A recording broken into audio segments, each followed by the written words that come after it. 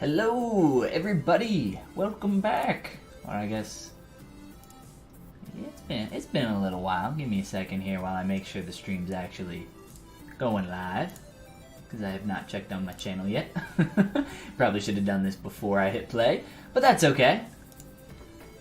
Let me set this up real quick. Maybe we're going out. I don't know. I'll give some time for some people to pop in here and type something in chat if you can see me and hear me, and that would be awesome. Other than that, we can go ahead and get started. So it's been about a week or so, maybe a little bit over a week now, week and a couple of days, yeah, since our last stream. I streamed right before I took a break last week for the holidays and everything. David, what's going on, man? Happy New Year to you as well, New Year's Eve. By the way, if anybody, I don't know what's going on with my stream. So my stream's not loading on my channel. Let me try Shift F5 in this, refresh, clear there we go, okay, cool. Yeah, I don't know what was going on there. Sorry about that. My view counter's like frozen as well. Alright, so it's been like a week or so since we worked on good old Android 17 here. Yeah.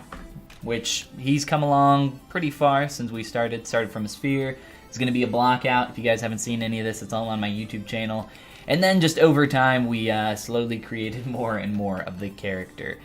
Do I have the... There it is. Let me blow this up for you guys real quick. Title selected. So this is an illustration by GopGap. If you guys have not already checked out GopGap's work, you absolutely should. Amazing concept artist, has a really cool style, and I obviously really enjoy their work, or I wouldn't have created this guy here.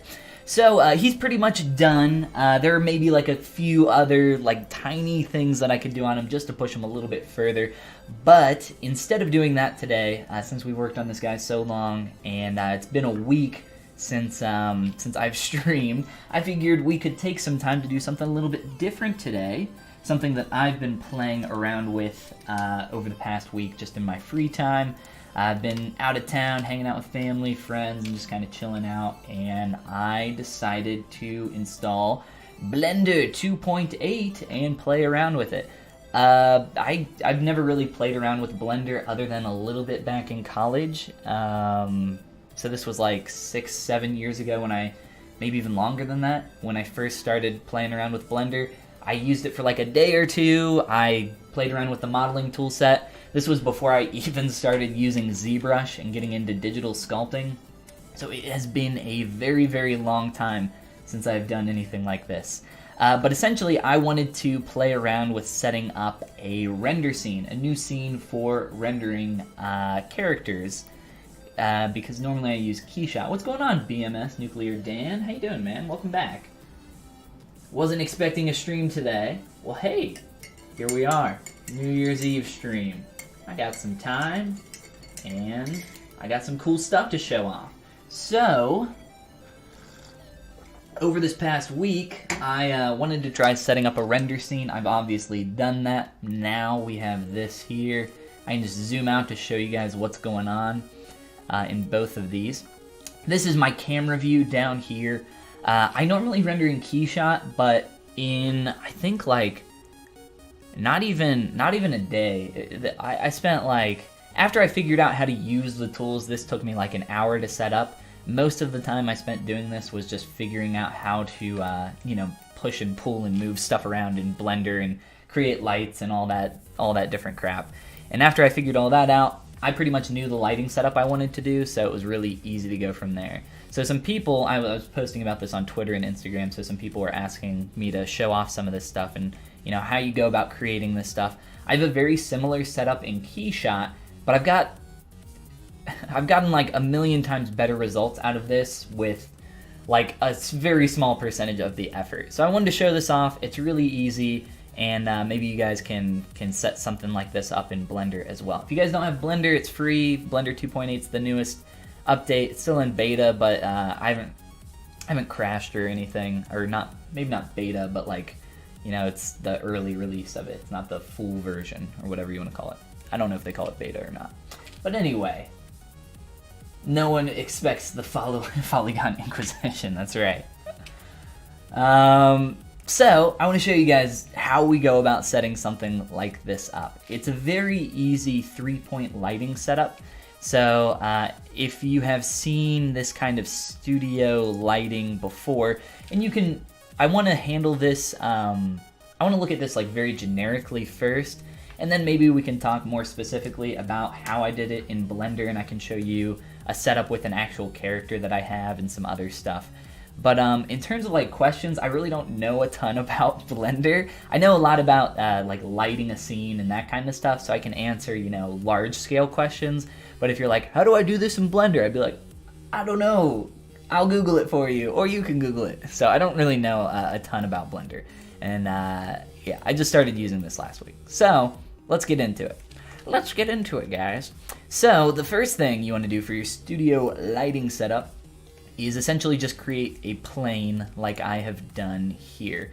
And if you're working in like Maya or whatever, it doesn't really matter how you set this up. But I just have this really large plane, and with that I have just created, you know, 1 and 2 planes, you know, connected to each other, and then I just beveled that inner edge. This is really easy to make in anything, in ZBrush and Maya and whatever. So you just like extrude your edge, bevel that edge, and then go from there. After you do that, I just turned on shade smooth so I don't get any stair stepping around there. And yeah, then you're all kind of set up. You get your camera scene pointed at where you want it to look. Mine's just kind of pointed here at this little sphere. I always set up a sphere for a test object to figure out the lighting. And then we have a simple 3-point lighting setup. Essentially, when I'm trying to light something for my character renders, if we, let's see here. I think I posted this guy on Instagram for this test. This is very bright. Yes, this guy here, he is very small. How do I bigamize you? Instagram, why are you so dumb? There we go. It's very bright. So, essentially what I try to do when I'm setting up something like this is try to get a nice key light, so a nice front light shining directly on the character or relatively directly. I try to get a side fill light that just kind of helps get rid of a lot of those really harsh shadows. And then I just try to get a fairly strong rim light so we can start getting some highlights in the back. And you can directionalize that a little bit more than what I've done. I just kind of have mine. Where is he? Where's Blender? There we go. I kind of have that off to the side a little bit. So the point of this is to create, it creates a pretty nice contrast. There's some other things that you can do. I'll show you guys some other stuff here in just a second. We can look at that to make the light a little bit less contrasty if you're not super into the really high contrast. We'll look at a couple things here. But what's going on, Glyphy and Inky? How's it going, guys? A Blender stream, how exciting. I know, right? I'm the ZBrush boy. The ZBrush kid, they call me. They said he would never use Blender. They said he didn't know how to use Blender. Well, they were right. I still don't know how to use Blender. I'm spilling tea everywhere on my desk. 3-point lighting systems. Yeah. It's really, really simple. So we got the plane, right? We've got our little studio lighting set up. And we have 3 lights. You know, you got your main key light here. And what I've done here is I have just gone to add, mesh, and I have created a plane. And then I went to move, and I just moved it around and rotated it until I got it into a place where I liked it. And then in Blender, you can come over here and go to this button here, material. Crazy, I know. And add an emissive material to it. Emissive is just, essentially it's going to turn this into a light. And then you can control the color and strength. This is probably the simplest light that you can create other than just, you know, adding an actual light. With this, you can kind of control the direction of it. It's a little bit more similar, I think, to studio lighting setups. In Keyshot, I think in my render setup I use spheres, but I think I found that I just get a little bit better results having the directionality of the plane, so it's not so uniformly emissive. It's a little bit more directional, I guess. But yeah, just come on over here. In Blender 2.8, I don't know how it worked in previous versions of Blender, but I know the material setup was like a little annoying to deal with. So I can switch the material and you can see how our render there kind of changes.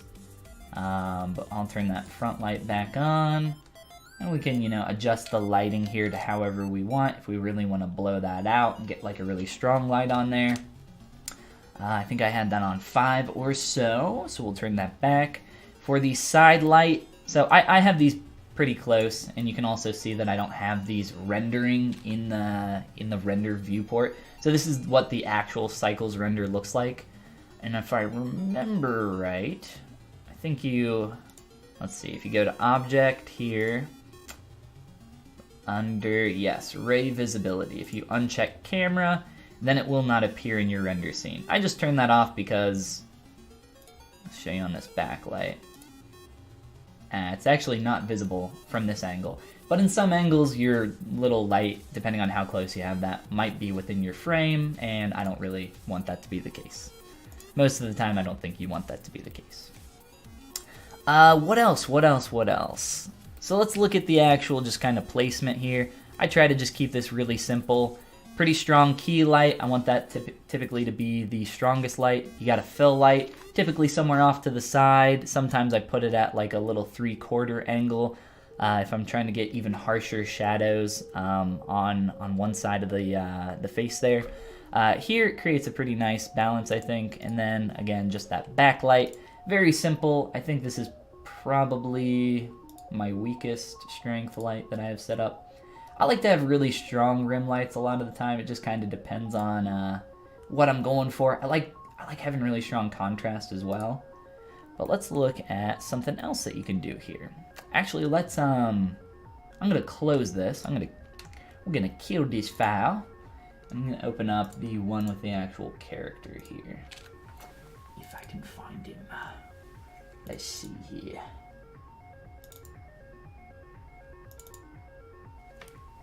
And Blender's this. I don't know if Blender was always this fast, but these are pretty quick.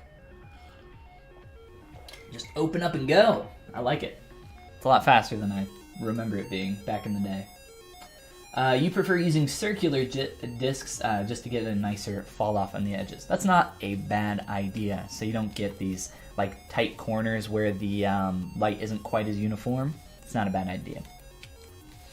Let's see. Let's go ahead and turn on our render view here. Give that a second to update. And I don't know how many polys Blender can handle, but when I imported this guy, this is a decimated version of this model. This model is a little under 30 million polys. Which really isn't that big when you're talking about a sculpted character. This is nothing. This is not a super heavy file or anything. Let me delete this real quick. So this guy's not that crazy. He's not that big. So I combined them all the meshes, and then I decimated it down to 5 million polys. I didn't know if Blender would be able to handle that or not because I've never really played with Blender and pushed it to its limits. I don't know if it can handle more when you're in the sculpting mode, but when I imported this at first, it was very laggy. It seems to be a little bit better now, now that I've kind of like positioned this. It kept, if I remember right, it kept like putting me in edit mode, and when you have something with this many polys, like anything over 1 or 200,000 when it goes into edit mode seems to like really freak out Blender.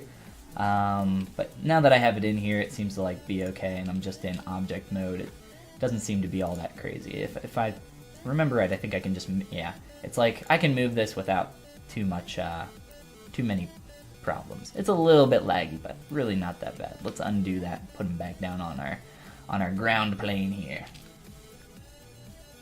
How did the 3D printed doggo go? For those that don't know, I'll actually go grab it real quick. I 3D printed, or I sculpted and 3D printed.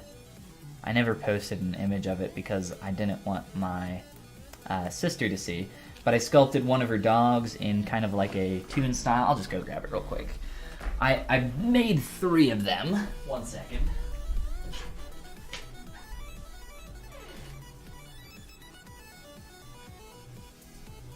Oh, you know what? I think it's over here somewhere. Here it is. I lied. Yeah, she loved it. It was awesome. Here. So there is the 3D printed doggo. For those that can't see, I designed it in such a way so that it could hang like an ornament, and it is now on their tree. So I made this for my sister because this is her dog. And I also made one for my parents as well. But yes, they loved it. They loved it. It was a lot of fun. And sorry the camera resolution's really shit.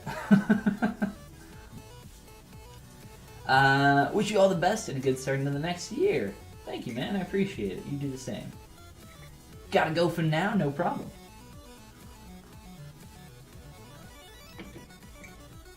Alright, so let's see. We got our actual char in here. And I want to do this with the actual character so I can show the difference here. So I have the 3-point lighting set up, and we're getting this really nice contrast in this image. I've actually edited the image that I pulled up earlier. I don't have it pulled up anymore. Just to lower that contrast a little bit. Let's see here. So, I don't know how well this shows up on stream exactly, but looking from the left to the right, there's obviously a lot more contrast going on over here. At least it is obvious on my monitor. It might seem like a really subtle change, but I'll show you guys how you can do some of this if you're not really into the super strong contrasty 3-point lighting setup. I really like this, and there's still a lot of room for variation. If we go back into our materials, we can play around with, and just make sure I don't have anything selected. You can play around with the strength of your lights. Oh no, it's lagging. It froze. Maybe it froze. Maybe I should turn off one of these. Nah, it's fine. He's fine. So I could play around with the strength here, again, to, you know, try to get something I like a little bit more. Maybe try to... Oh gosh. This is exactly what I wanted. Here. I also made a clay material for this render scene. I plan on using this in the future. I'm gonna try rendering this character in Blender with some different textures and materials and everything else. We'll see how it goes. I've never done this before in Blender, so it'll probably take me a little bit longer than it would in Keyshot or something like that. The one thing that is really nice about Keyshot is that it has a huge library of materials for you. It's a little weird with scale on certain things, but other than that, Keyshot's pretty quick to get some decent results. I think you get a lot better results out of this, personally, though.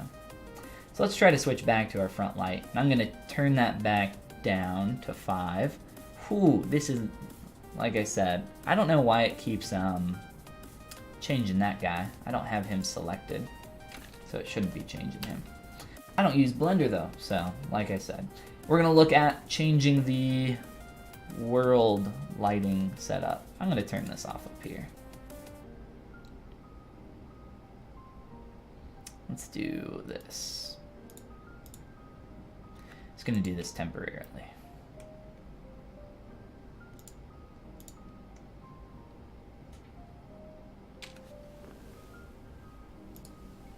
It's probably because I'm streaming and using Blender at the same time.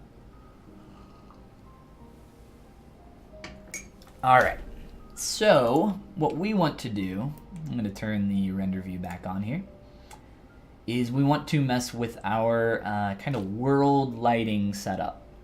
In Keyshot, I think they call this, not a backplate image, I can't remember what they call it in Keyshot, but essentially it's kind of your skybox, and you can use that with an HDRI. If we go into our world settings here, I already have one imported, this Auto Shop 1K HDR, and if I can remember the URL. I tweeted this out recently.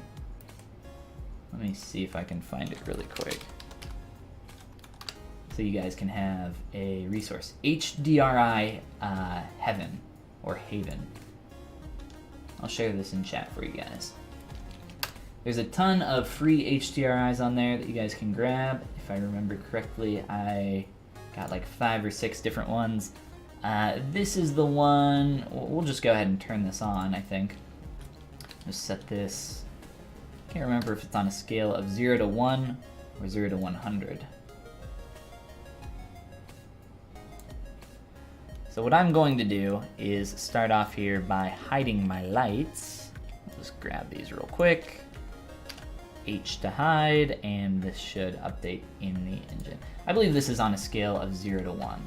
I can't remember now. But you can get some decent lighting set up with just an HDRI by importing that, playing around with the settings, and maybe rotating it around a little bit to get your light set up correctly. So real quick here, let's just go back to, I believe it's this website, HDRI Heaven. Yes, so what's really great about these is that it actually shows you what the lighting setup will look like once it's projected onto a sphere with a few different materials on here. This is one of the reasons why I really like this. Also, they're just all available for free. Or not all of them, but a lot of them are available for free. Great website, definitely check it out. So essentially, our world environment has this HDRI image projected onto it, and that is creating the lighting setup for our scene. If you've never done anything like this, at least in Blender, in KeyShot it's even easier. I think you just drag and drop it onto the background. In Blender, you go into your world settings, turn your surface to background, and in the color option, you just import your image and then go from there. So I could change this. I could grab a different one just so you guys can see how different these really are. Let's see, Venice Sunset. We'll do that one, just so we can see the difference here. So you can get, different colored lights with this depending on the HDRI. If there's like a lot of green or a lot of blue sky, if you want it to look very natural. This one has a little bit of blue and kind of like some sunset-y type colors. I'm not a huge fan of this, just because I don't like to have really strong colored lights on my render scenes. But if you guys want to play around with this, there's a ton of different options. You can actually use these in combination with lights to essentially get rid of that really strong contrast that I was talking about before. So I'm going to set this back to 0.1. I'm going to grab my Autoshop HDRI, import that back in. And then after that is done, I'm going to just click Alt-H, and that'll bring my lights back in on my scene. So now I'm using my 3-point lighting setup that I had before, plus the HDRI, essentially creating this environment lighting in combination. So this I have this at 0.1, so it's about 10%. You can play around with this setting. I found that this works best from around 0.1 to 0.3, depending on what you're looking for. But it just helps kind of knock that contrast down a little bit and still light your figure really nicely, depending on the HDRI that you're using, of course. You'll have to play around with this yourself and try to figure out where exactly you want to get this. I'm a huge fan of really strong contrast, like I said, so if I do end up using something like this, I typically keep it pretty low, like around that 0.1 setting or so. Just let that do its thing for a minute here as it renders. But in reality, I straight up just like my 3-point lighting setup. Just gives some really nice results. So at the end of the day, I played around with these for a while until I found something that I liked. This was probably the best result that I got using this specific HDRI with this lighting setup. But after playing with it for a while, I decided that I just liked the really strong contrasted 3-point lighting setup that I get without any additional environment lighting. So you guys can play around with this, try to find something that you like. Make sure if you are setting something like this up for your studio lighting, just make sure you import that plane and get that beveled swoop in the back. This will make it so that you're not getting these really strong shadowed areas anywhere where your light could reach in that back area. I also tend to make it a little bit large so that just in case if that back wall is really close, your light can hit that and then you can get some weird light surrounding around your character. I like to keep that pretty much, I like to give myself as much control over that as I can. I mean, if you want, you could even completely delete this plane, but then the problem that you run into is that you're not getting very good accurate bounced light off of the ground, and that actually helps to make that feel a little bit more realistic. Whereas if you delete this completely, you can render with an alpha'd out background, which is absolutely fine. You'll get pretty much the same results, except you'll be missing that, again, that bounced light that you'd be getting off the ground. So let me bring that back in. All I would have to do is, I could change my background to like some key color. I think in Blender there's a way that you can just straight up alpha out your background, which is really nice. I don't know how to do that off the top of my head though, but with a quick Google, I'm sure you guys can figure it out.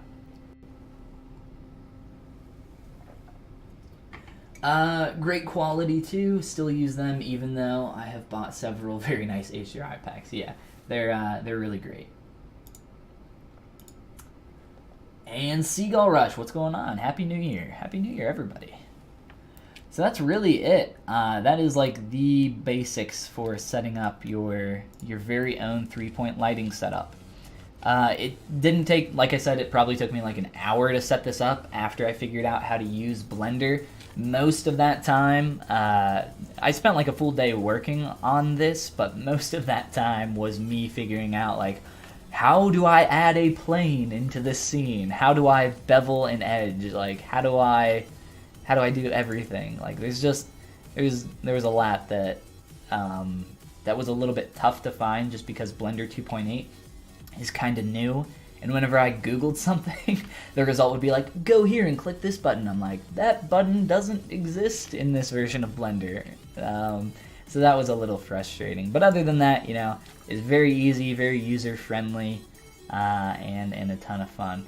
For your render scene as well, one thing that I found, to get rid of the like guides that you have here on screen in Blender 2.8, there's this overlay drop down here, and you can go through and toggle off individual things, or you can just click this this little toggle here, and this turns off all outlines and overlays and everything like that. So it looks kind of cool with them actually, just kind of like prevising it, and it lets you know where you are in 3D space. If we zoom out a little bit, it shows all that. But you can just toggle that off, and now you just have straight up render scene, and you can kind of previs and set this up and do your camera stuff. There actually is one other thing I will show you guys that I found very, very helpful. That is not the way I want to do that. Here, I'm just going to... Okay, so here's the cool thing. I think I can do it with just this view over here. So we have our camera, right? And one thing that's really tough to do in a lot of 3D programs is figuring out exactly how you want to set up your camera and where you need to get that positioned for your render. With Blender though, there's a... Whoa, stop freaking out on me. There's a quick little way that we can do that. Let me turn this off of the render view real quick. So if we go to View, Cameras, and then Active Camera, that'll activate our current camera and we can kind of figure out the framing. But if we rotate out of that, it takes us out of our camera. So that's pretty frustrating. So if you go to, we'll go back to that. I think it was numpad 0, right? That was the shortcut for that. If you go over here to this little tab here, we open this transform up. Under camera lock, there's this lock camera to view toggle. If you click that, whenever you rotate your camera around, now it will actually rotate your camera that you have in scene. So we can move this around, pan, do everything that we could normally do, and you can see the camera updating on the fly there. So what you can do is turn on your little render preview here, have your camera active, and after that figures out what it's doing, because we're streaming and doing everything else. I should look at my task manager, see how that's holding up. Go away, light. There's sound. Blender. It's using all them CPUs. Alright. So there we go. And if this is, you know, a little bit tough to see, we can just join that area. Sure. We can zoom this in. And I also found a way to make this fit the entire screen. And I can't remember how to do that now off the top of my head. There's a shortcut for it that I learned. Like I said, I'm not a Blender boy. I'm a ZBrush kid. Let's see. It might have been...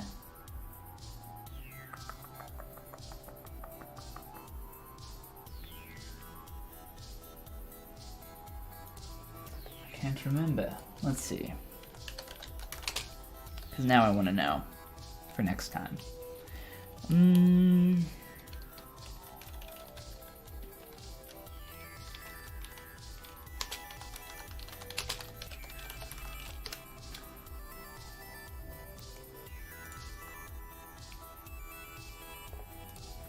Control Alt Numpad 0 is what this is saying. Oh no, it doesn't work. Oh, that's right. That is correct. You just press the home key, and then it will align your render view to be your entire viewport. That's right.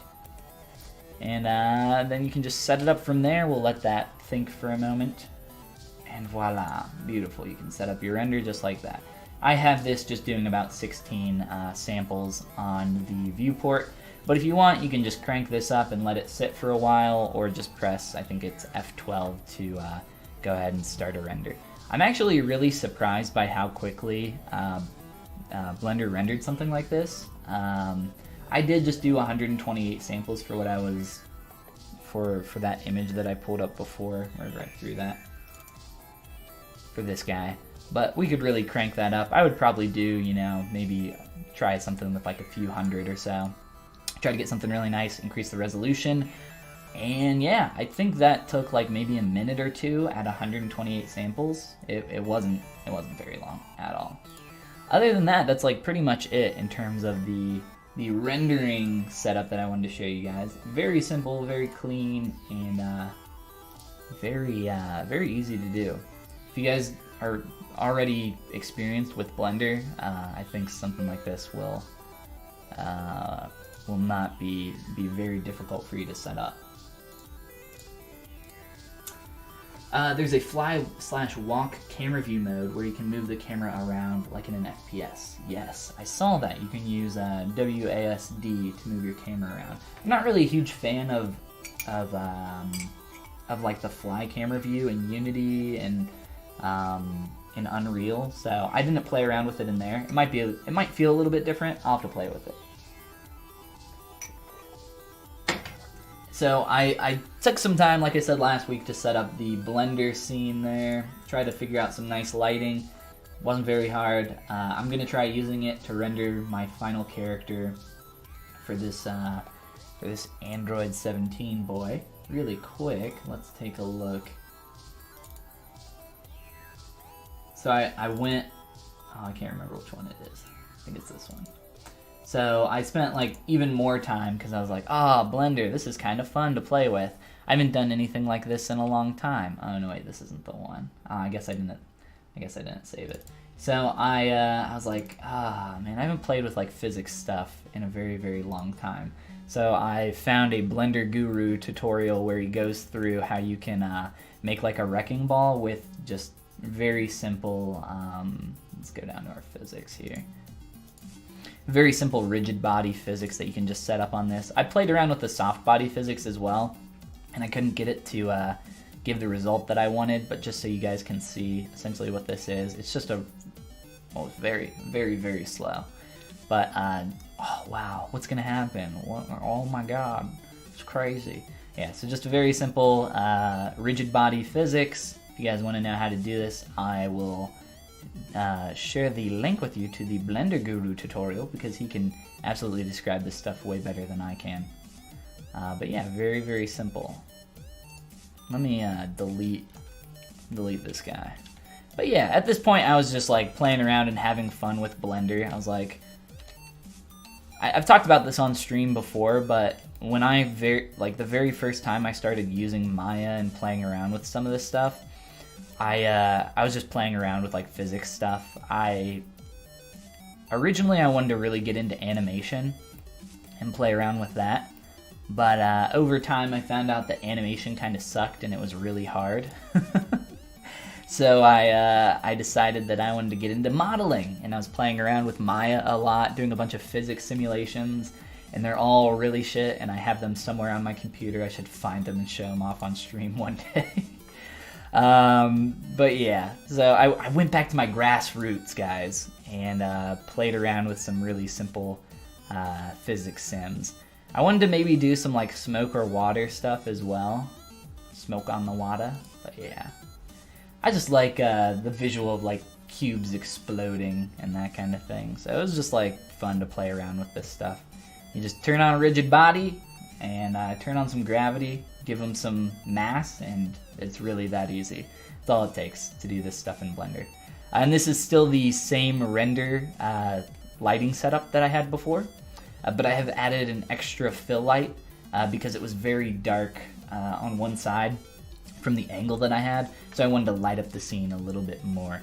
But yeah, like I said, really simple stuff, just kind of fun to play around with. It looks like the physics actually broke and stopped moving. I'm not sure what happened there. It looked like it just stopped at a certain point. I guess it's still moving. But yeah, pretty simple, pretty fun stuff. Blender Guru, again, has some really good stuff on rigid body physics. I had a lot of fun playing around with this kind of stuff. And if you guys have never done anything with physics sims, they're just fun to play around with. And I mean, it took me like 30 minutes to set this up. It does not take a long time to do anything like this. And you can get some pretty good rendering results if you got that nice 3-point lighting setup that we just looked at. Very easy to do and very fun to play with. It's like a video game. Haven't used Blender, but maybe it's time to start. Yeah, I thought the exact same thing over this past week. I come back home from the cornlands of Indiana visiting family, and I was like, you know what? I've been seeing a bunch of Blender 2.8 stuff, and I want to try to set up a new lighting setup in Blender. I've been using Keyshot for a while, and I really don't like Keyshot that much, but it was just like what I had. It was really easy to use, and I don't know. I was a little Stockholmy, I think. I was like, it's not that bad. I'll just keep using it. But Keyshot's kind of annoying. But with Blender, you know, like I said, this didn't take that long, and I think you get. I got better results in this out of Blender in like an hour of work than I have gotten out of Keyshot in like years of setting up like three-point lighting setups. Just because you have absolute control of everything that's happening, you can set up just everything's in here ready to go. It's just a lot easier, in my opinion. Is there a tutorial to get Miley Cyrus twerking? Probably. You'll have to check his page to be alongside with this one. I can only imagine that he's got a lot of videos, so I would check him out. Hip Hop Bebop, what's going on? And Happy New Year to you as well, man. Can you export to OBJ that destructed cube? I would assume so. You pretty much have free control here. If I go into my collection, I'm not sure the easiest way to select something like this. So I would probably have, like, just because I don't know how to use Blender very well, I would probably, here, probably just go through and delete everything. select all this, file. I've actually never exported an OBJ from here, so I'm assuming there's a wave front. Yep, export OBJ. It looks like it. It looks like I can. So I would guess yes. We can, here, I'll do, where am I? Physics, Blender Physics Sim, OBJ, export. We'll do a quick test. I'm gonna guess that this will work just fine.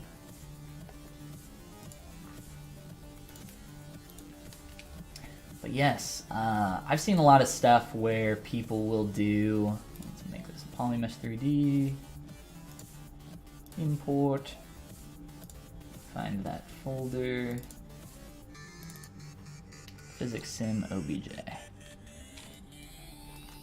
Yeah, man, just like that easy. Got a bunch of cubes here in ZBrush now, all exploded.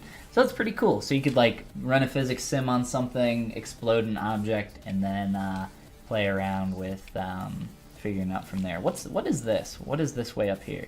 I did not know this existed in my scene. There's just a random, oh, there's some more cubes up here that didn't fall maybe. I don't know. I'm showing my my Blender expertise here.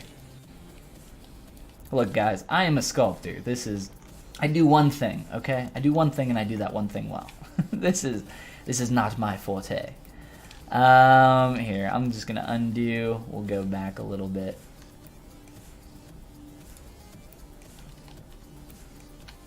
Whoop, whoop, there we go. I've seen this stuff where people have run physics sims and then they'll like explode an object and have all the tiles or like cubes like this, and then they'll project a texture onto the exploded meshes, so it'll read something. I don't know if you guys have ever seen that, but those are always really cool. What about exporting smoke, water, etc. FX? Yeah, I'm sure. Well, I don't know exactly how the systems work in here. From what I saw with the water, at least like the 5-minute thing that I watched, it was geometry water.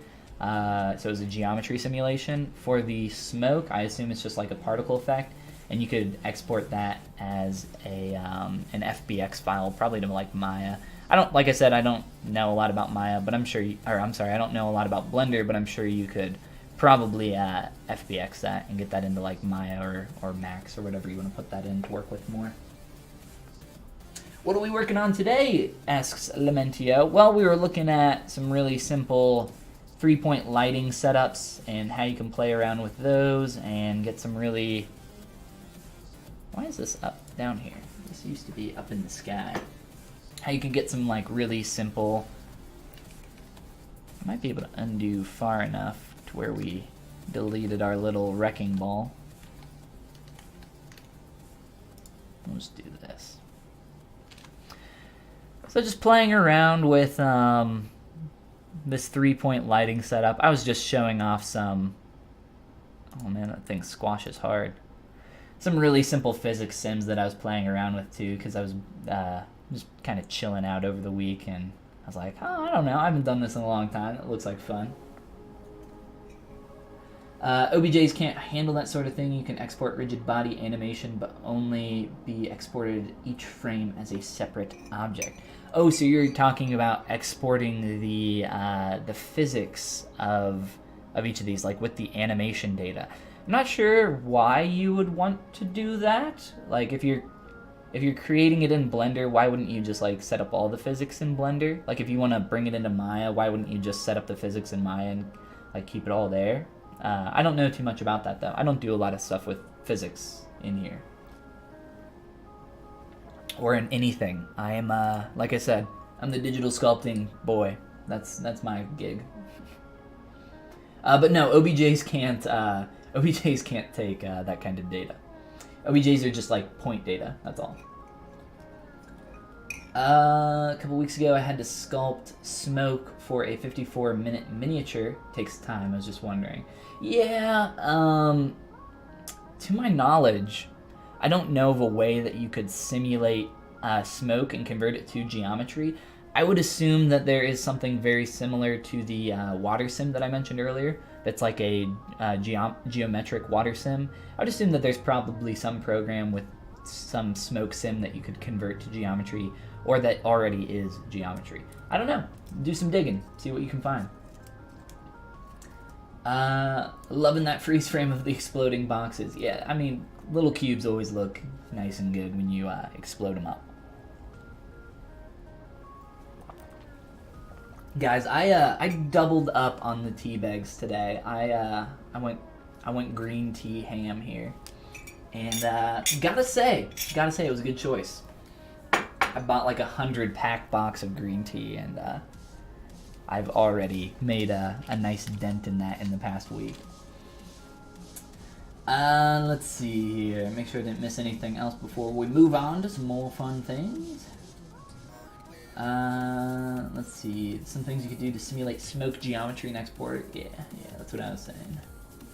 I don't know of anything that does that. Like I said, I don't do a ton of stuff with physics, but if anybody in the chat knows about it, let me know, because that would be awesome to know for the future if I ever get in a situation where I need to sculpt up some smoke or some clouds or something like that. Honestly, I like, I don't know, I like hand sculpting a lot of stuff, but if there's an easier way to do it, take the shortcut, take the easy way. We want to work smarter, not harder. Let's see. The animation nodes add-on for Blender. I'm actually not familiar with that. That sounds like fun. I might have to look into that. So, I want to show off a couple things here on our Android boy. For those that have not seen him before, some people that are new here, or over the past week, I've done a couple few things here and there for some cleanup and just really pushing this guy to the final level. So again, the illustration over here. Actually, let's kill Blender real quick. I don't think there are any more questions, but if there are, I can reopen the render scene with the sphere. We can take another look at that if that is the case.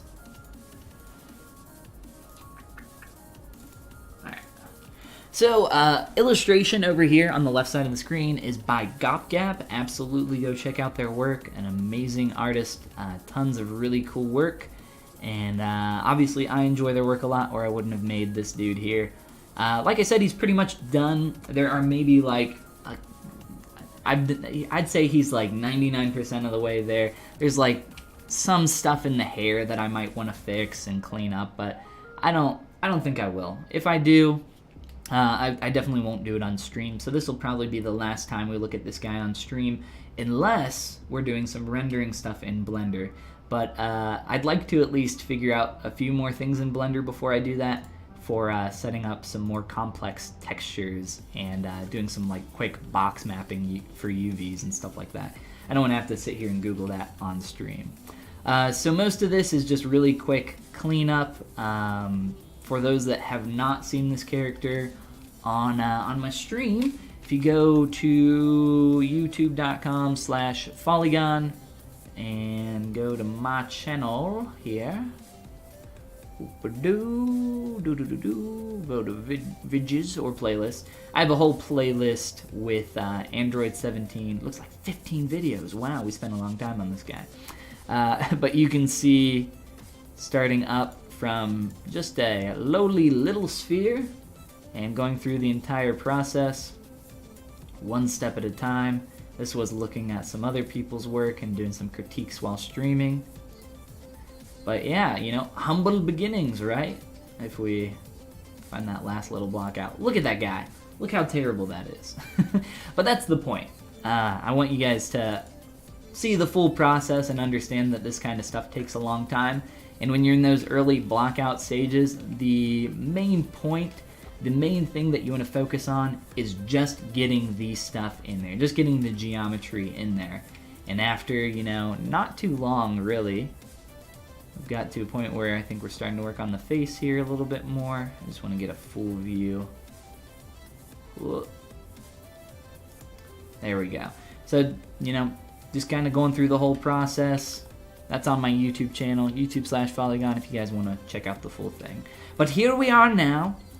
Other than this, other than like a few little things of cleanup here, I played around with the face and expression just a little bit more off of stream over the past week. The one thing that I don't like about the expression is how it starts to break down as we rotate here to the side. And it's not awful. It's I don't like it, but it's not awful.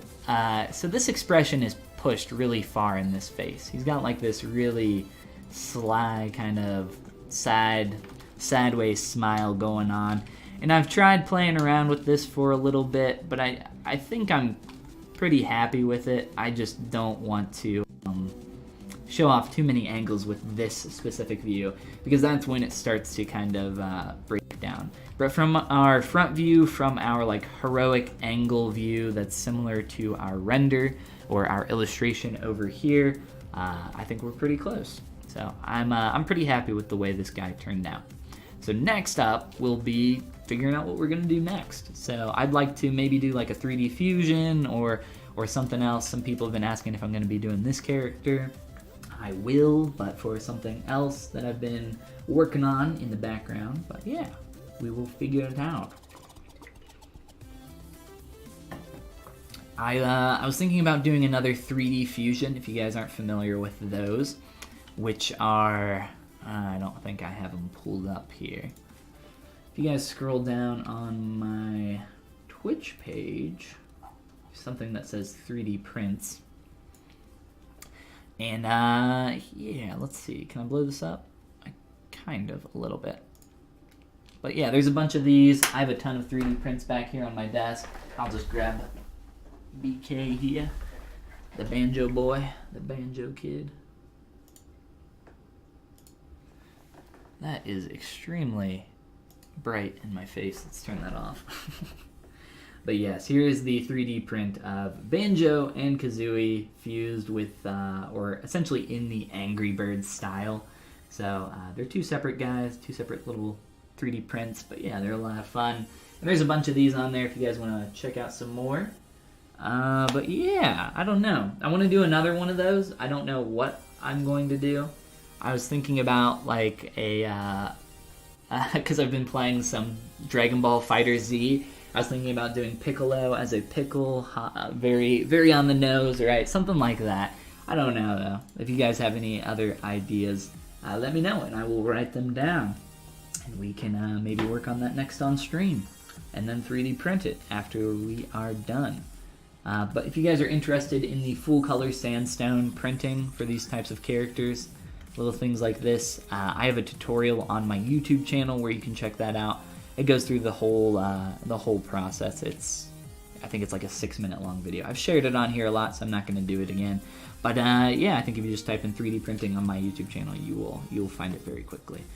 Other than that, on this guy, I've done some live Boolean stuff since our last stream, just to kind of like clean up some of the edges here. Some of the seams are now actual geometry. Playing around with that kind of stuff. I've done some cleanup because my shoes got a little like messed up and skewed and they weren't really on the same ground plane, so now they are, and everything just kind of matches up now. So that's really nice. The next step with this guy is going to be starting to import him into Blender and figure out how I can start doing some different material setup and start rendering him, which really is, you know, not super hard. It's just a matter of, you know, taking it as far as you want. I like to do, let's see here. I like to do these little clay renders. I'm not sure if I can export the material that I made in Blender. I'm sure there's a way. I'll have to look that up. But if you guys want this like clay, or you know what? Actually, if I just export the render scene, I would assume the scene file would have the materials in it with it. I'll have to try that out. But if so, I can just, you know, post this online and you guys can grab it, play around with it yourselves. Other than that, yeah, I don't know. My ZBrush froze, so that's fun. That's a good place to close ZBrush, I think. Why? What's happened? What have I done? Oh no.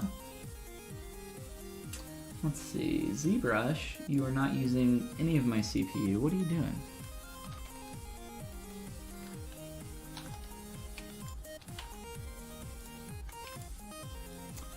Oh my gosh. Oh wait, is it freaking out? Because I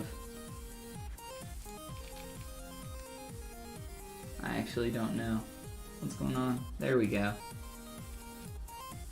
That was so weird. Okay. Alright, let me try that again.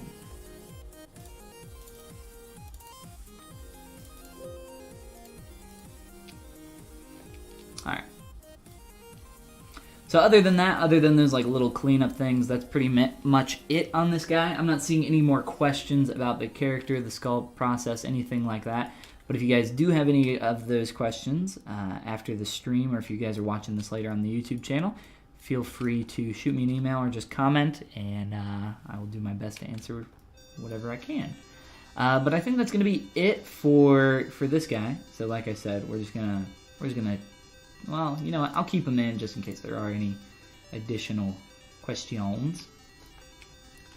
And we can play around with sculpting some other stuff, or if there is anything specific that you guys want to see, we can maybe play around with that.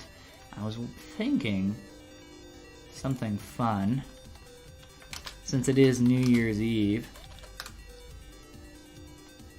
we could play around with maybe trying to create something like this and how we would go about doing that in ZBrush.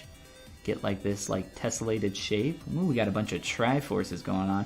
I actually don't know how I would do this in ZBrush, how I would go about doing something like this. If I remember right, the tessellate feature actually by default uses tris. I don't know. We can do that, or like I said, if there's something specific you guys want to see, I would be more than happy to do that. We can maybe go back in if anybody has questions about the lighting setup or anything else. I don't know. We got some more time to hang out and play. I really just wanted to show off what I've been doing in Blender, and that really didn't take very long. So I am here for your time. We did not do some critiques on Saturday, so maybe we could also do some critiques. If we don't have anything specific, though, I'll just kind of play around and sculpt away. Actually, if anything, I might fix up my hair on my dude, because that stuff is kind of nasty. Or we can just play around on a sphere and start to find some cool shapes to play with. I don't know, the world is our oyster. The world of ZBrush is our oyster. What do we want to do, guys? I've started to sculpt a demonic Kirby. Oh boy. I have not been playing a lot of Smash Bros. I feel like I've been putting Smash Bros on the back burner, playing around with Blender. Paid $60 for this game that I don't even play now. Oh man.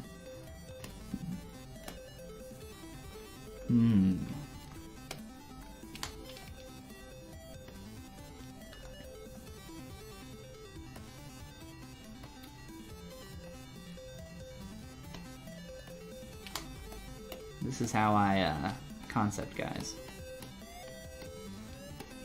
Break everything.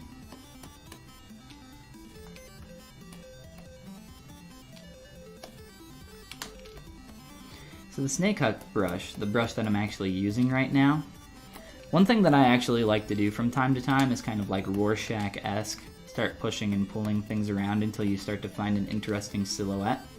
I'm starting to see something here. You can use the V key to swap your colors really quick. Let's see. Starting to see something a little maybe demonic, so I can start heading in that direction.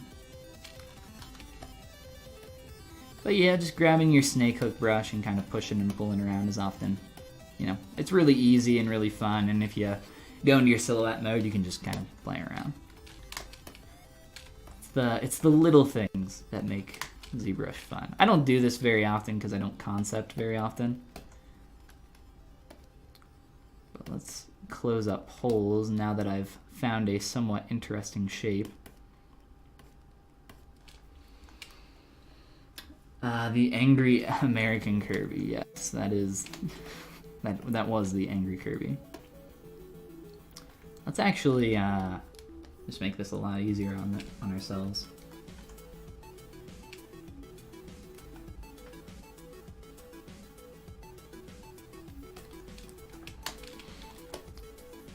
So now is the part where I start actually making this into something a little bit more workable.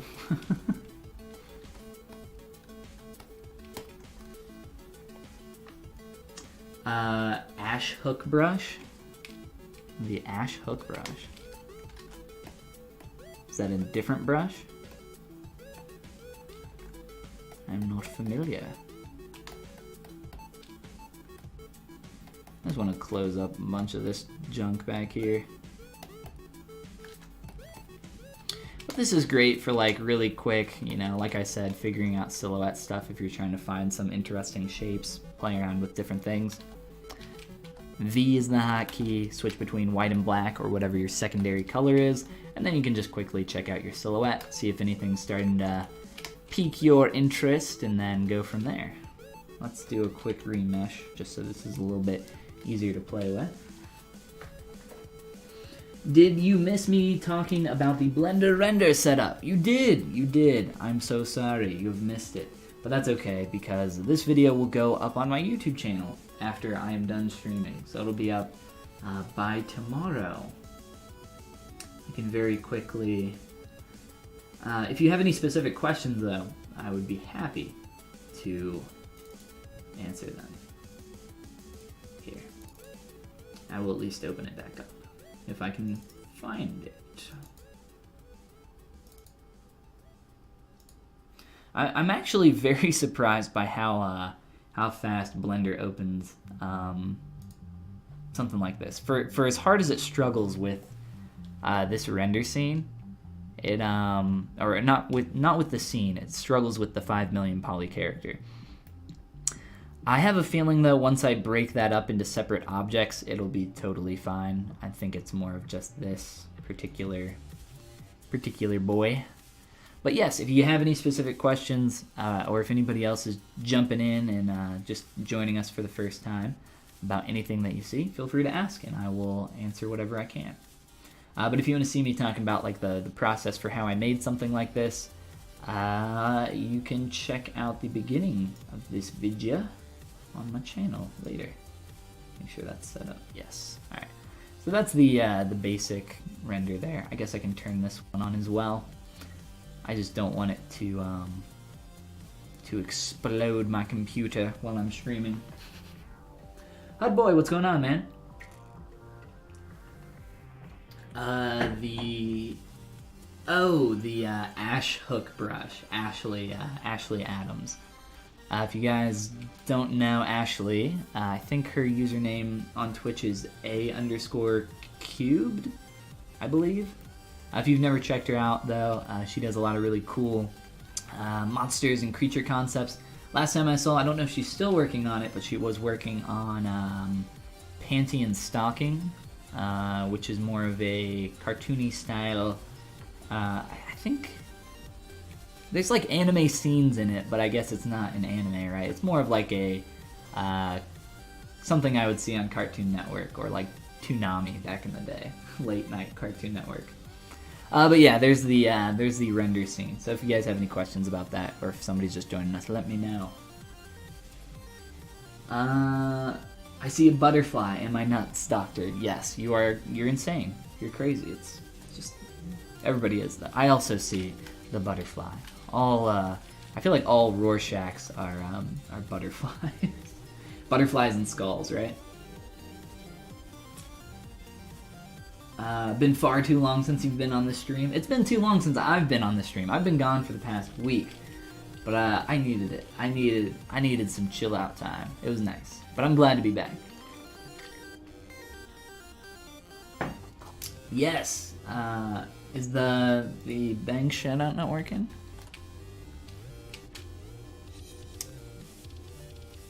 What is it?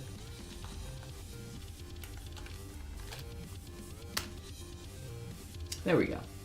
Go check out Ashley's channel.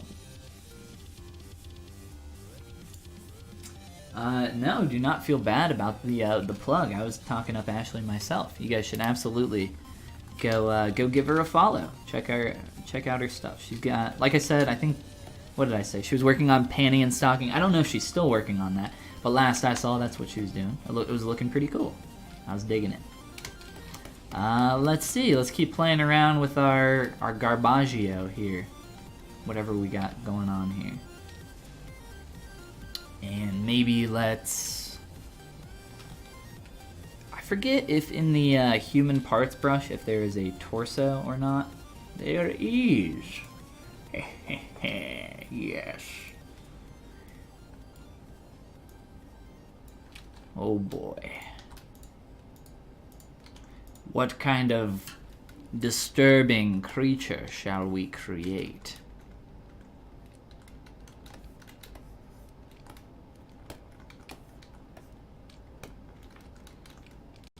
Or we can go back to our 17 here. Ah, yes, this is beautiful. This is really shaping up, guys. Let's see. Let's move this down and scale this up a lot. We must see something in the polys. Find out what we're going to create. This is like very flat, and I would like it to not be very flat. We'll have to play with that. Let's grab our snack.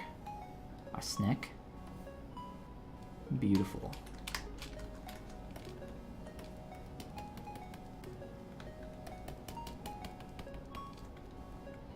You know what? Let's do more of like a... If we're doing something like maybe a little demon-y, could do like a snake tail or something. I don't know. We're just playing around. Playing around until somebody says, hey, how do I do this? And then we look at how to do that. Like I said, I'm here for you guys today, just hanging out, answering questions and dicking around. This is too high poly. Much too high poly.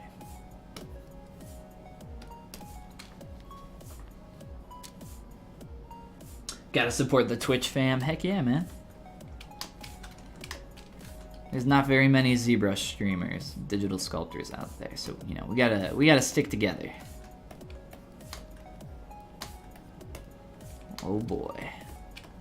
What kind of monstrosity are we creating? Alright, let's see what we can do up here. Let's try to make this a little bit more interesting and try to find some actual shapes to play around with here. Whatever shall we create? It's kind of reminding me, just the shape language in general is kind of reminding me a little bit of there's like Japanese dragon masks or Chinese dragon masks. It's like giant things. I don't know why. Maybe we could lean into that a little bit more.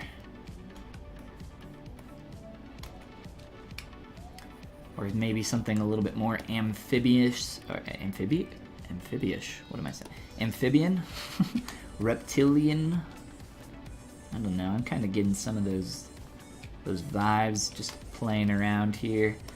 I like the, if I'm playing around here in the mud, damn standard can be fun to just kind of scrape a few quick like little lines out, exaggerate some form transitions, and just, you know, start playing around, trying to find something interesting. Really, it's just about making some marks where you can and just trying to find something.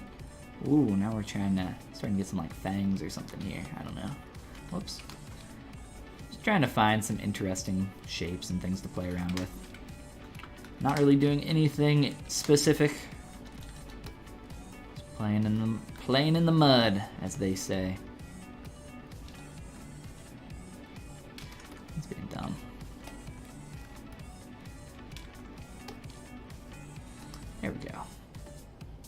It's okay if your geometry gets all like squished and messed up like that, because it's really easy to just, at this stage you're really not trying to hold on to anything, you're just trying to get the geometry pushed pretty far into an interesting state.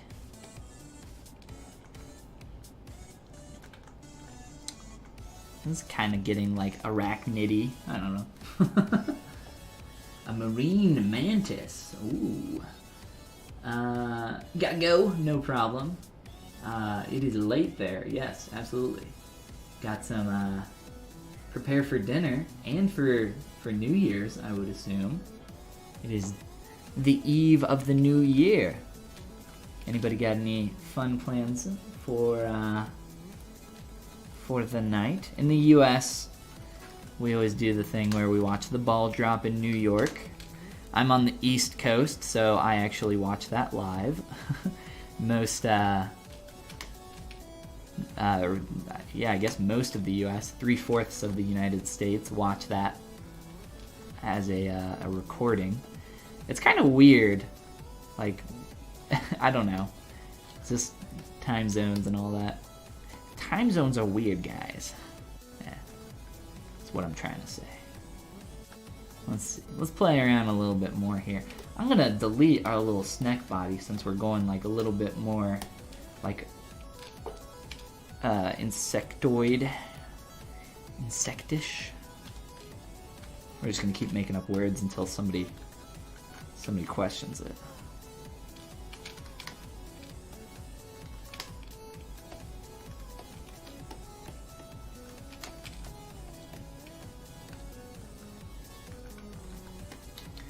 A cool thing that you can do with ZBrush, if you don't know, is you can control click and drag out new objects. So if you have just like something without subdivs, it's really easy to do this. It works really well with fingers, like if you're trying to duplicate, like sculpt one finger and then duplicate it for your other fingers. There are a lot of different applications for it. But control click and drag, really simple, really easy to do.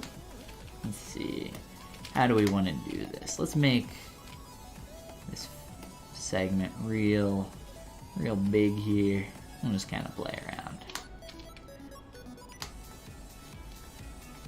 We've already got the fun stuff, I feel like, out of the way, and now we're just kind of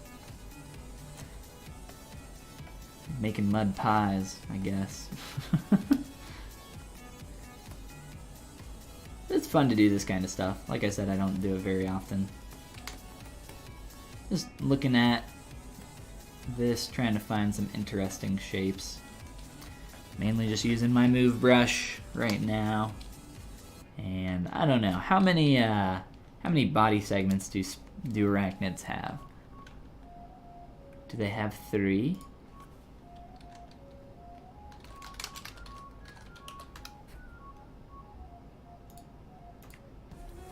Is it just one big fat bod? I don't think so. Is it 2? We got like 1 and 2. We can maybe try something like this. He's cute. He's fun. What the is that? Is this spider underwater? I want a little jumping spider. He's fun. Alright, we'll continue with our little mud pie of a spider. It looks like they only have 2 segments. Is there like a little thorax in there? Spider anatomy. Yes, that is what I meant to type. Let's see. I guess it's just the 2 body segments. Spinnerets. Gross. So what we could do is we could create like one little segment. Kind of looking a little hornety. That angle to it. I don't know. Playing in the mud. What do you guys think? Should we go the spider direction? I'm going to very quickly split these up. Separate objects. The way you do that is I have a quick little hotkey. You guys can go grab my interface on my Gumroad if you want, or you can just, to find an object, if you alt-click anything in the UI, it'll pull that menu up for you. So if I alt-click perspective, it will open up the draw menu here, and if I alt-click it again, it will close it. It's just a nice little shortcut. But for the split functions, they're just down here. There's a bunch of different things that you can do. I use the split hidden function the most. So what I'll do is I will Control-Shift-Click to hide something, and then I'll go down and click split hidden, and that will split it off into a separate subtool. Right now, though, I need to delete this. So that is under Modify, Delete Hidden. Yay. Cool. Let's see. Check out our derpy little spider boy here. Let's look at creating a couple, or I guess more than a couple, quick legs. For whatever the hell this is turning out to be.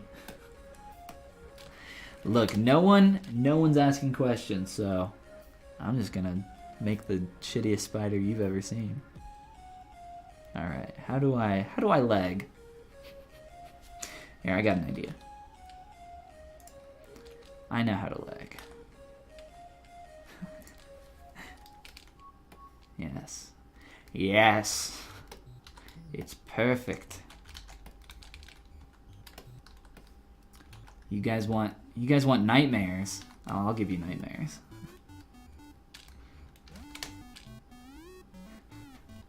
Oh, this is the worst thing I've ever made. I'm gonna give myself nightmares.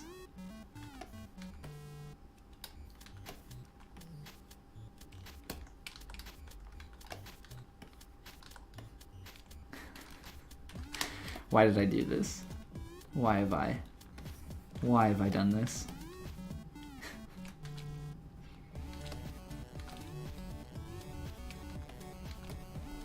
This seems right. This seems right to me.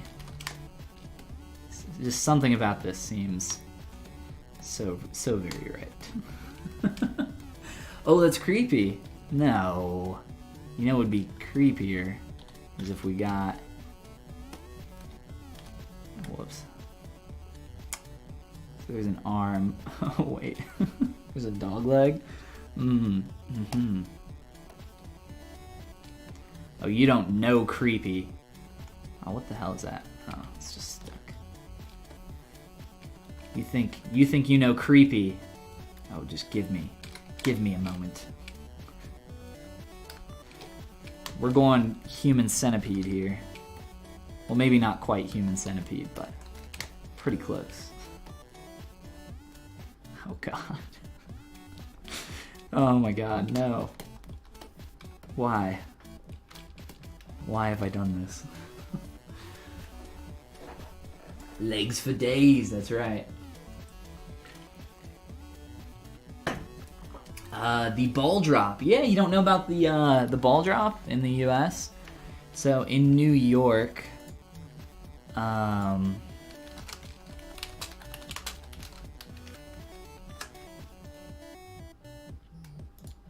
so in Times Square, they set this giant ball up on a pole. I don't know how this tradition started, but once there's like 10 or 30 seconds left, I think, they start slowly lowering the ball. And when the ball drops, that's when it's New Year's and everybody kisses each other and whatever. So that's just like a US tradition. It happens in New York, so it's at the proper time for anybody on the East Coast like myself. But for everybody in Central Mountain or Specific Time, they watch it later on. And that just seems like it's pre-recorded for them. So that just seems like weird. So we watch it live. I don't know. It's not like this is when the new year starts, but it's when the new year specifically starts for the US. So I guess you could technically watch it live at like the correct time in your time zone. It just wouldn't be midnight. It would be an hour earlier, I think, right? Yes, as you go further west. All right, okay, so we got a human leg. I think I really want that dog leg. I also like how this is called body parts, yet there are doggy parts in here as well.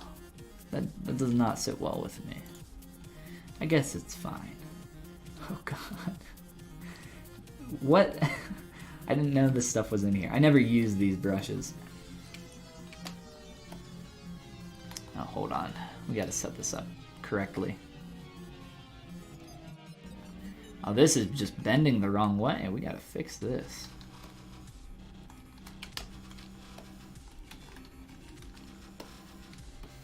Man, I think I missed the window for Halloween. I should have done this one on Halloween, guys. Oh, perfect. That's exactly what I wanted. Let's try that again. Alright. So we got our nightmare fuel heading in the right direction. Let's just make sure that, you know, we're getting enough good angles going on here. Gotta get some long, sexy legs here for a spider. Oh no. What have we done? Here. We'll really stretch these guys. I think this is our next 3D fusion, our next amalgamation of whatever the hell we have. We should have to... I hate those... I hate how, like, the bait-click YouTube thing where it's just like, something challenge, but it's not even a challenge. It's like, the whipped cream challenge, or whatever. I don't know, but those videos are so stupid. I feel like this is the ZBrush challenge, where I have to create a character using just the default insert multi-mesh brushes. Oh no. What have we done? Let's fatten these suckers up. Oh my god. Why? Yes, this thing did not skip a leg day. No. Let's see. Let's grab an AccuCurve brush. So we're having fun here. We're making a bunch of garbage, but I'm also trying to show off some cool tools that I like to use when I'm actually sculpting stuff. The AccuCurve function with the move brush gives you this nice sharp pull out, and that is in your brush menu under curve. It's really nice for, do I have it? Okay, we're good. It's really nice for like getting really sharp pull outs, or if you're trying to like transition an edge. I think I used it a lot on this dude's hair to get like these sharper transitional pull out areas. You can use it and then soften that edge like I've done here, or you can, whoops, Alt tab's not correct, or you can just like keep it as hard and gross as you want. I don't know. You can, there's a lot of room here for, God, what is this? I think I'm almost done with our monstrosity. I don't particularly want to go much further on this thing, whatever this is. Free kisses. Well, you have to, so for New Year's, I don't know if this is only a US tradition, but you kiss someone on New Year's. You don't just kiss everybody. You don't, no, that makes you a whore in the US if you just go around kissing people. No, that's I don't know how the tradition started, or if it's a US thing or what, but my girlfriend is in Texas, so I will be kissing a cup of beer, probably. That'll be my New Year's kiss. I got this new, what is it? Coffee milk stout. I'm not as much of a beer drinker as I was in college. I used to try just like a bunch of different types. Now I just drink at social events and pâtés. But I know what I like now, and I really like milk stouts. But I've never had a, or I can't think of off the top of my head that I've had a coffee stout. But my sister and brother-in-law got me a pack of coffee stout beer for Christmas that's really, really good. And I'll probably be drinking that for my New Year's kiss. I know, it sounds so depressing, but it is very, very good beer.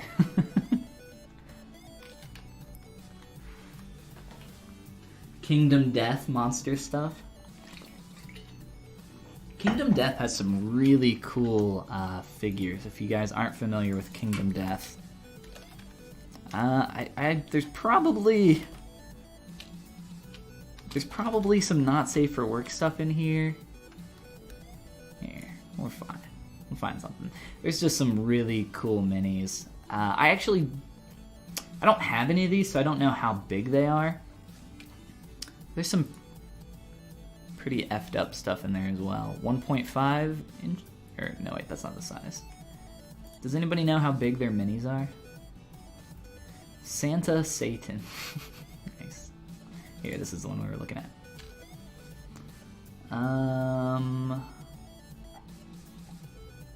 Doesn't say how big it is. 30 millimeter. Or wait, is that just the base? How tall are you? Oh, that's sweet. That's pretty cool. But yeah, they have some really cool stuff. I would definitely check them out. Their minis are... I don't know if I would call them expensive. I don't really have like a ton of minis or anything.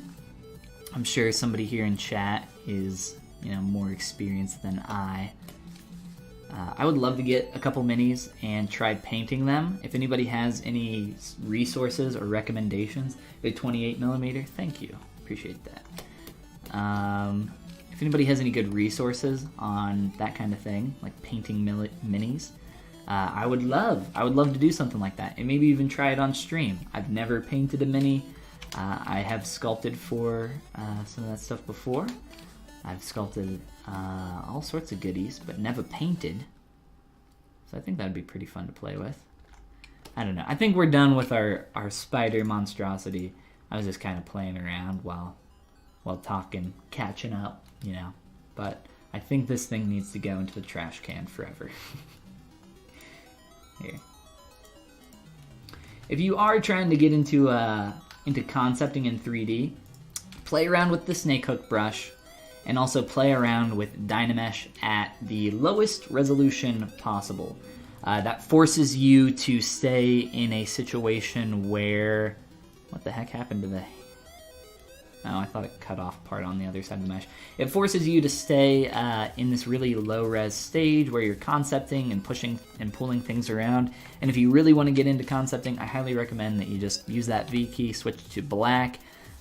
If you're sculpting with like your basic material, it should give you a really nice silhouette view so you can figure stuff out.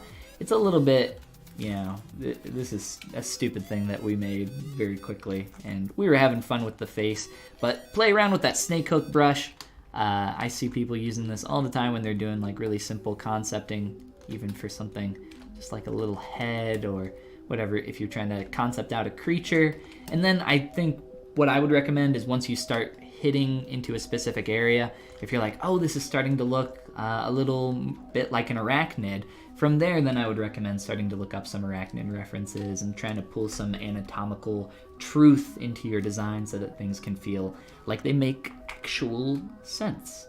This feels like kind of crustacean-y or arachnidy to me, so I would probably start looking up some like crabs or, like I did earlier, a spider or two, and start trying to pull in some of that anatomical truth into there. But that's pretty much all I have to say about concepting, unless anybody has specific questions. But I'm going to delete our monstrosity that we were just kind of playing around with, and maybe we can play around with this guy a little bit as well, or I do still have this open if people have any specific questions about doing some render setups in Blender. This is just a decimated character. I actually need to re-import this. If you guys are trying to do something like this, I can actually show how to do this really quick, because I do need to redo this. And that shouldn't actually take very long. Or actually, I take that back. It would take quite a while to calculate, but I can show you the basic process, because that is very easy. So let's do that. 28mm to the eyes. And I think the character was sitting down, so that's pretty tall. 28mm is a little over an inch, right? Just 25.4 millimeters is an inch, I think. Whoops. Is that correct? Yes. So what was it, 28 you said? So yeah, a little over an inch. So they're minis. But, you know, $30 for something like that, I personally can't justify it. But I know there are a ton of collectors, and I've never played Kingdom Death, and I don't play like a ton of tabletop games. I do from time to time, but not enough to warrant, you know, spending $30 on a mini.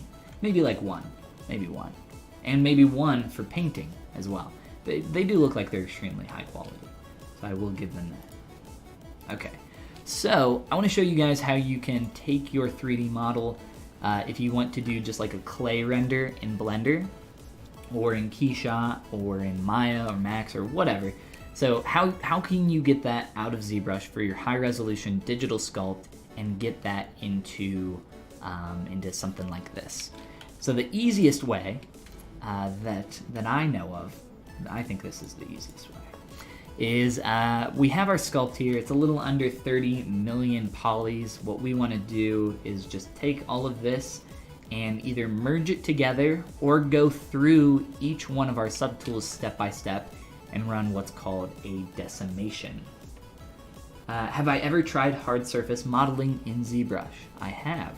I have not only tried it, I do it all the time. So you're talking about like poly modeling. I've done some stuff on this character for, you know, really simple poly modeling here on the belt, just using ZRemesher to, or not ZRemesher, I don't know why I always say this, using the Z modeler brush, which is down here in my hotkey setup, or custom UI, not hotkey, but in my custom UI to go ahead and poly model some of this stuff. This is a very simple shape on this character, so not very complex. I have some other stuff that's poly modeled on this dude, like his little patch up here for the Red Ribbon Army, as well as this geometry down here. These were poly modeled from cylinders, and then it's not an actual hard surface shape at the end of the end of it all. I've subdivided this to smooth out some of the edges, but we have utilized some creasing and some other stuff for that. Other than that, on this character, there's just a really simple base down here. But if we go over to my art station, here's an example of a stand down here that's a little bit more complex in terms of hard surface modeling. I've done this hat on this character. This was poly modeled inside of ZBrush. So if you have any specific questions about how to use the Z modeler brush, or how to do some poly modeling or hard surface modeling in ZBrush, I would be happy to answer questions about that as well. But let's see here. Other than that, there's nothing else that. Oh, you know what? His hair was poly modeled as well with cube tubes, and then subdivided up from there. But it is not, you know, it's not hard surface, not anymore. So yeah, decimation. If you are not familiar with decimation, decimation is the process of taking a piece of geometry and lowering the poly count to a point where it still retains the shape, but the mesh has been decimated in such a way to where it has a higher density of polygons in a specific area to retain that information, but where it's a little bit less, you know, detailed. Something like in this flat area of the pants, it's not going to put as many polygons there because it doesn't need to retain that information. So very quickly, if we're looking at this poly modeled belt clip, if I just very quickly open up the Z plugin under Decimation Master, you want to click on Pre-Process Current, and that'll pre-process your current subtool, and then you can click Decimate, and I can decimate this. That's 20%. Let's go down really low. Let's say like 5%, and I just want to show this off for you guys. So you can see in this flat area here of the mesh, it is, I'm not sure, oh, it's because the surface is curved here. So where the surface is curved, it's putting more polygons in there to retain that information. And then where it starts to get flat, it starts to put a lot less polygons. So you can see the density change there, just for a quick example. Right here is probably the flattest side, over on the other side as well, so hardly any polygons here just because it's perfectly flat, doesn't need a lot of additional information. And you can see that it's actually retaining the shape very, very well. even though we're now at 4,000 polys, whereas before we were at, what were we at? Almost 100,000 polys. So you can get away with decimating a lot of stuff and still retain a lot of that information. So what we would do is go through each of our subtools running this process, or we would click on Merge Visible and merge everything together and then pre-process everything at once. If you're in a hurry, that works, but keep in mind that depending on your poly count, that's going to take a really long time. This is 30 million polys, so if you're going to decimate something like that, what I did was I merged it all together. I clicked pre-process, and then I just walked away for like half an hour and then came back and it was done. It took a long time. But after it was done, I had a decimated 3D model that I could export as an OBJ. I think I got it down to 5 million polys. I believe so. And then I just imported it into Blender here. Let me see. And just Android 17 test, lined it up with my camera and everything else. In Blender, I set up my clay material that I made the other day. And yeah, that's basically it. It's not, super complicated, but what you can do is use something like this to get a pretty good clay render. At this scale, unless you're doing close-ups, I would say that, decimation probably, you can go even lower. But if you're going to have like a close-up on the face, you probably want to be a little bit of a higher poly count on something like this, so you might want to maybe not decimate that down to like 5% or so. But yeah, let's see what we can get out of this face, just to give an example of the range that I would aim for in terms of resolution. We'll let that pre-process really quick, and you can see how long this is taking on something that's 4.5 million polys here. So this definitely takes a while, but if I were to try importing this into Blender as 30 million polys, I think Blender would not be okay with that. I think it would struggle. Keyshot actually does pretty good with large poly counts. I probably wouldn't do 30 mil. I would probably still decimate a few things, but for the face, I would probably keep that how it is and just import that, and it should be fine. Keyshot actually does a pretty good job of that. I haven't really pushed Blender to its limits yet, so I don't really know yet. But let me go ahead and decimate this, and then we can look at the type of resolution that we would want to get. Because I want to show you guys how far you can actually push something like this. So let's try 5% right out of the gate. So now we are at a little over 200,000 polys, and really we haven't lost any information. This still looks pretty good from a close-up view. Obviously we've lost our poly paint. I could project that back on, but just for right now, let's just kind of leave this how it is. If I shift F to show the poly frame, we can see exactly what's happening here with polygons. Still pretty dense. But you can see in certain areas where the mesh is a little bit more flat, that it has a little bit less density, like here on the flat of the ear, but where it starts to wrap around the edge, it's trying to retain that transition, so it's a little bit more dense there. So let's push this even further. Let's try like 1% of the original, and then decimate again. And what actually a great thing about Decimation Master is that once you pre-process everything, decimation is pretty much instant. Pre-process is what takes the longest amount of time. It actually stores it in your RAM, so this can actually get pretty heavy pretty quick. So if you're decimating stuff, I recommend saving out a separate file and then maybe kind of like piecemeal handling some of that. But this is at 1%. I'm starting to see some tessellation here. So this is maybe a point where you could probably get away with this at like a pretty good distance read. It still looks pretty good here, but if you want to do any kind of close-up, that's where it kind of starts to break down. There's also, smooth modifiers that you can apply to stuff. I can smooth this out in Blender or Maya or whatever, and we're pretty much going to get the same results. So we're at 50,000 polys, and even for a close-up on the face, we're still doing pretty good here if we're just doing like a quick decimation for clay render. So you can push this stuff really far. That's kind of the main thing that I wanted to show you here. once we start getting, really low, that's when we're starting to get to some problem areas. So you can still kind of smooth this out, but just because of the way that the polygons flow here on the shape, when you smooth that out, you're gonna get a lot of issues. So I wouldn't recommend going this low if you're gonna do a clay render, unless it's just some like distance read. For something like this, that's actually, not that bad, but the difference between 20,000 and 25,000 and 50,000 polys for something like this really isn't that big of a deal. So I would aim a little bit higher, and if you're gonna try to do some like really close-up stuff for a face, try to go even maybe a little bit higher. So maybe we could like bump back up to 5%.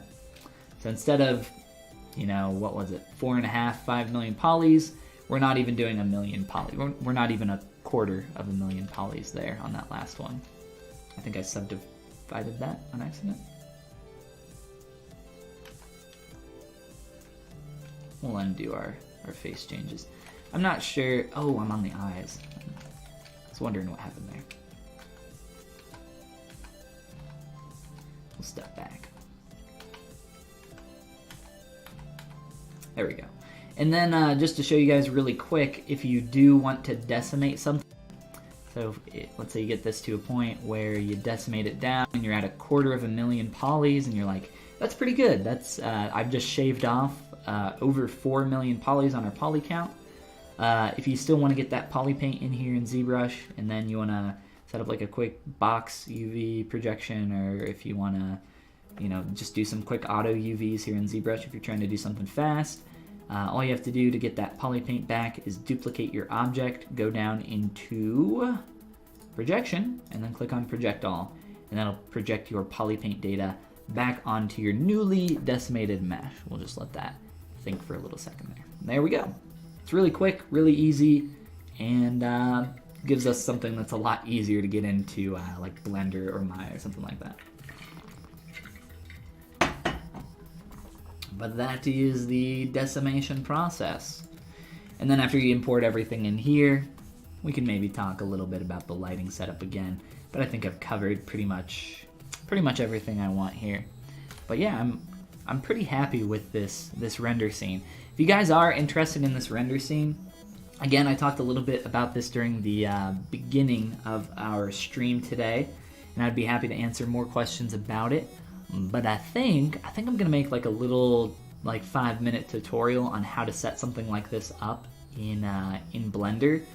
I'll try to keep it generic, because really the reason why I did this was, or the reason I was able to do this so fast, is because I've rendered in Maya and Keyshot, and I've played around with like Octane for a little bit, and I know the basics of lighting, and a lot of this stuff is really easily transferable. So I want to try to keep it as generic as I can, but maybe, still show off how to set this up in Blender. And if you guys want something like this, if you guys are interested in the render setup, the render scene, I can upload this really quick if anybody's interested. Seagull Rush says, I'm getting lag. Could you consider streaming at several resolutions, like 720p and less? The reason you're getting lag is probably because of me rendering this right now. I'm actually not getting dropped frames, so actually, I'm sorry. I just smashed my wrist. It might be on your side. Unfortunately, I cannot stream at multiple resolutions because that is a feature reserved for... can I pause this? I do not know how to pause renders in Blender. The ability to stream in, quote, multiple resolutions, or essentially the ability to down-res a stream, is reserved for Twitch partners only, or, yeah, Twitch partners. I'm only a Twitch affiliate, so I do not have that ability, unfortunately. It's pretty process-heavy to encode something or down-res something in real time on a stream, which is why they do that. The reason why it's on every single video in YouTube is because this is so fast. Like, the fact that I can real quick, the fact that I can render this while streaming this quickly is insane. And it looks really good. It looks really good for, I think this is 128 samples. I'm really excited about this Blender render scene that I've set up, and I'm excited to play around with this more. But real quick, to go back to what I was saying, the reason why that feature is on every single YouTube video is because it's pre-processed, and then it just exists there in, you know, whatever down-res scale you want. You can't really do that while streaming super easily, which is, you know, Twitch just reserves it for the Twitch partners. There's no checkbox that I can just tick to do that, unfortunately. So I just stream in 1080p. It's the, you know, highest resolution that actually I can stream in a little bit higher. I think my Cintiq here is, what is it, 2160? I don't remember. It doesn't matter. It's not important. But yes, unfortunately I cannot do that. If I could, I absolutely would. Yeah, it's on the Twitch side. I cannot stream in multiple resolutions. They want you to be a Twitch partner to be able to do that. Yeah, just because, you know, they only have so many resources for you on their platform. But yeah, there's a little bit of info about decimating your models and pulling them into Blender, or, you know, whatever software you're gonna use. Other than that, I mean, really, I just wanted to show off what I've been playing around with over the last week in my free time. So I hope we covered some cool stuff. I hope everybody has a great New Year's Eve, or if anybody's going to some parties or anything like that. Be safe, you know. Drink lots, but not too much. Not too much. Be a good little chitlin. It's a bummer. It is a bummer. I know. I wish I could do that. Because Seagull, you are not the only person that gets lag while streaming. I'm at 5,000 kilobits a second on the upload, and I am amazed that I have not experienced any dropped frames while I have ZBrush and this set up, and I have two windows set up with the real-time render here for cycles. Admittedly, it does stop rendering after 16 samples. It's really not that high. We could set this up here, join area. We could make this a lot higher. My mouse is stuck. I also really like that you kind of have this keyshot-esque, like, real-time setup here. So if I set this to 128 and just let this crunch, it'll just continue. I could set this number as high. I could set this to like 99999 and just let it sit here and crunch forever. But I'm not gonna do that. We should get decent enough resolution out of this. It's 8 p.m. and you're hearing the fireworks already. I don't think. I guess some people do fireworks in the U.S. That's more of like a 4th of July thing here. But yeah, I don't know. I'm not seeing any other questions, so I think that's going to be the end of our demonstration here today. Like I said, I just wanted to show off the stuff here. We can turn off our little grid on the bottom there. But yeah, I want to say thanks for coming and hanging out here. It's our first day back since the past week. I took the past week off and just kind of hung out with family and friends, and yeah, played around with some Blender, obviously, which I'm really excited to do my first like character rendering here with some different materials and textures and all that. If anybody has any good resources on that kind of stuff, I would greatly appreciate a share or a link if anybody has any good stuff on that. But other than that, yeah, I think that's it, gang. Thank you for coming and hanging out with me and keeping me company.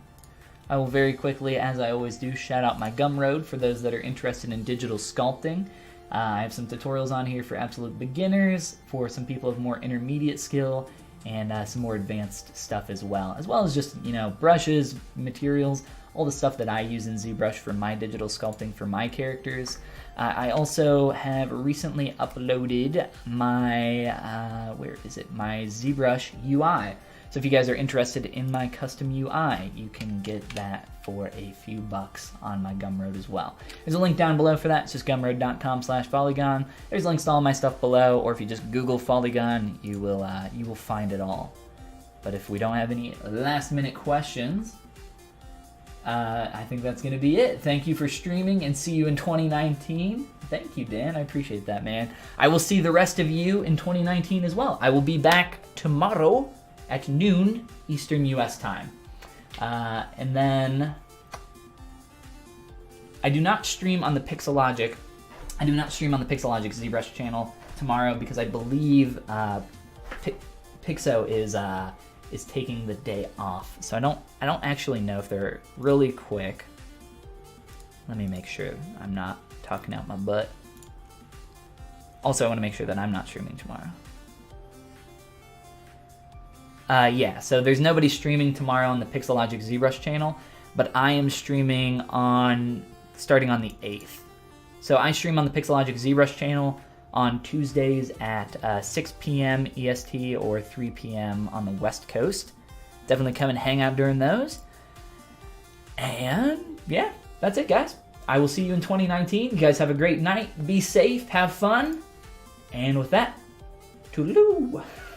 See you guys.